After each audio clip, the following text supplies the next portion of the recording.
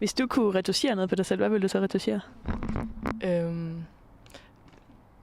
Jeg tror, jeg altid vil være lidt tyndere. Få lår og mave og en dobbelthage og sådan noget, tror jeg.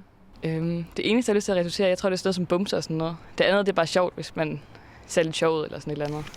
Ikke så meget andet. Hende der gift med, hvad hedder han nu? Ham den flotte. Har du prøvet at blive ked af dit udseende, når du kigger i dameblad?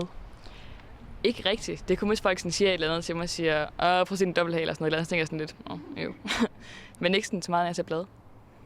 Dengang jeg var yngre, så tror jeg, man ikke tænkte så meget over, at mange af tingene ikke var realistisk.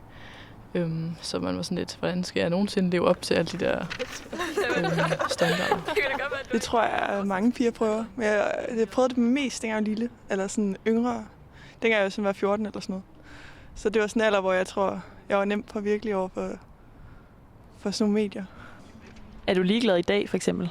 Nej, det tror jeg aldrig, man bliver. Jeg tror, man bliver sådan lidt provokeret hver gang, fordi man stiller sig jo selv op mod det og tænker, hvorfor fanden ser jeg ikke selv sådan ud?